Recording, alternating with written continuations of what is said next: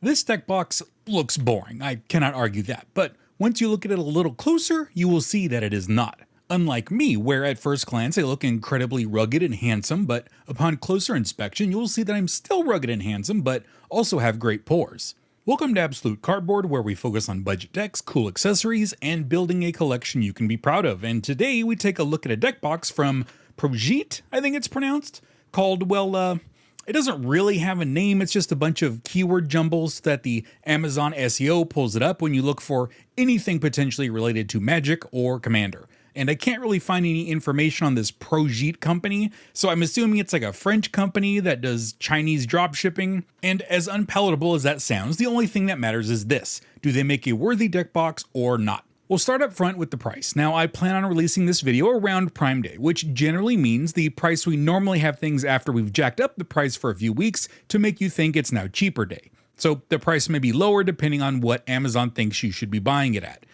But in general, I've seen it range from anywhere from $13 to $20. As always, there will be an affiliate link in the description below to the deck box directly. And to check if you are buying something at a low point or high point in the Amazon history, you can always check Camel, where they do pricing trends for Amazon products. They're not a sponsor or anything, just a good website I think you should know about. And obviously, if you can buy this at the lower end of the $13 to $20 spectrum, then whatever you think about this deck box becomes a better proposition. Alright, so first things first, this deck box has a front window, and inside that front window is a magnetic card holder. Now, a lot of the deck boxes I've looked at have a top loader, which is fine, but this has a magnetic slab style type holder. Simply apply pressure at the top near the magnet, and it pops wide open like Creed's arms. One side is flat and the other side has a little indentation to frame your chosen card, but it doesn't fit anything bigger than an inner sleeved card. Traditional sleeves are too big for it, but that being said, you can actually turn the slab around so that the flat side is facing towards the front and just kind of rest the sleeve card there. Then attach the back side and, it won't fit flush, but having your commander in a sleeve and presented in the front window is nice. If that's an issue for you, this will suffice. Now, the magnet is strong enough to hold it in place while it's in the window of the deck box without damaging the card, or at least I put a single sleeve card in there for like an hour and it was fine. So if you try leaving it in there for a year, I can't vouch. And I should point out that this frame sits very well in the frame of the deck box. Some of the top loader based windows with top loaders, well, they don't always fit cards squarely in them. There's always that extra room, and sometimes they jostle and you end up with spacing on the side of the frame. I don't know if noticing stuff like that makes me picky or neurodivergent, but when it's done right, like in this deck box, I have to give props. Okay, enough about stupid minutia. How big exactly is this bad boy? It's hefty, I will say that. It weighs in at about 291 grams, it is 82 millimeters wide, 111 millimeters deep, and about 118 millimeters tall. And for those who aren't familiar with the metric system, let me put some graphics on the screen for those who prefer the imperial system. That should clear some things up. Before we go much further, I have to let the cat out of the bag. This box has a life counter built into the top. It is wild. I love it. It has 3 dials that go from 0 to 9 each, meaning that the life total maxes out at 999. The dials are solid, and when you spin them, they snap right into place. You won't accidentally knock over your life here.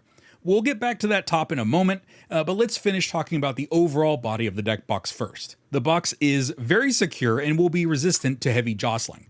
It's even actually a little bit hard to open, which is not a bad thing at all, and I found that lifting straight up actually works well, where my normal inclination is to kind of push back from the front with my thumbs. You may have been thinking to yourself, but cardboard, how is it practical to keep your life tracked while it's on top of your deck box? And that's not all you're thinking. I know because I can read minds, and let me tell you something, you sick son of a bitch. If you're gonna even think about doing that to me, you should really at least be a Patreon or YouTube member. And really, right in front of Bernie and everything? Ugh, absolutely disgusting. And also no, the lid is actually meant to be set on the table. Whomever designed this integrated the layout of the deck box and the lid so that when you rest the lid on the table, it actually faces the life counter right at you. It's so simple, but it's actually really clever. Which is not to say that it couldn't be iterated on, as using the life counter does have some drawbacks. For example, if it isn't facing you directly, some of the numbers can be obscured partially due to the depth of the wheel relative to the surface of the lid. It's not a huge issue, just make sure that it's facing you. But also similarly, having you be able to see it means almost no other players around you will be able to see it. So if your group checks life totals a lot, this could be a bit cumbersome. Not a huge deal breaker in my opinion, but it is there.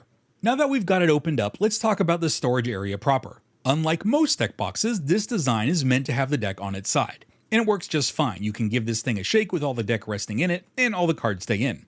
And speaking of cards, this will hold 135 single-sleeved cards, or 99 single-sleeved cards, and a whopping 55 unsleeved tokens. For my double wrappers out there, this will hold about 99 double-sleeved cards, and have room for just about 10 or so unsleeved tokens or what have you. There's a graphic on the page for this on Amazon that says it has space for 200 plus single sleeve cards, but I'm fairly sure that's a typo. There's no way you're getting 200 sleeve cards in here, and I'm pretty sure they meant 200 plus unsleeved cards. And not for nothing, but since this has tallish sidewalls, you can rest your deck in it while you play. I wouldn't necessarily recommend this if you plan on shuffling your deck a bunch, as it's a little annoying to take in and out, but there is one scenario that almost every commander universally struggles with, and that is playing with new card sleeves. Sleeve up a fresh new 100 and these things slide all over the place. Keeping newly sleeved cards in a neat stack of 99 high is as futile as trying to keep Ted Cruz in Texas whenever Texas is having a statewide emergency. The storage area doesn't leave a lot of room for things like dice, which is kind of unfortunate. Luckily, there's this little tray down here that I've been deliberately hiding from you to surprise you right now. On the side of the box, at the bottom is this little tray, which can be used for dice or counters, but it is too small for more token cards, but I think the storage area on top is more than enough for most needs. Now, as for the tray, I'm not mathematical enough to calculate the storage of something with a big lump in the middle, but I will say it will hold about 9 average 20-sided dice or 14 12-sided dice.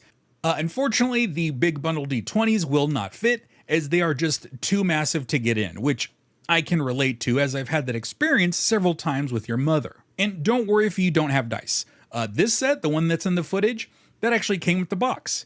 Yep, that's right. Good Guy Anonymous French Shell Corporation strikes again. Another W for the French. From a lot of angles, this looks very plain and sometimes even awkward. I mean, look at where the life counters rest. Obviously, this little indent here is for your fingers to operate the dials and, fidget if it's just on your desk and you are so inclined. But at a glance, it kind of looks like this would actually meld with the newest generation iPhone. It almost looks like a fin, making this box look both aerodynamic and clunky at the same time, which is kind of impressive. However, if it's shoved into a bag, you won't really be able to tell. And since this thing is so big, you will most definitely need to bag this to your local game store. I cannot imagine any structured organizer accommodating this hunk of meat. So, who is this for?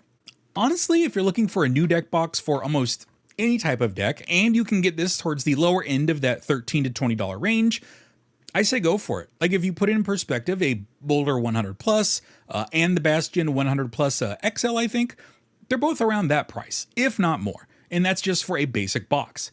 At $20, you start getting into the price range of some of the custom 3D printed deck boxes I've reviewed from Etsy, and some of the larger Amazon boxes. And even then, feature for feature, this $15-ish deck box is actually insane value. Thank you for watching. If you've made it this far, why not give the video a like and subscribe to the channel? Or you can become a member here or on Patreon for exclusive and early videos, or just to support the channel. You can also check out another video like this showcase of a deck box that kind of fundamentally changed the way I think about deck boxes. Until next time, I'll see you around.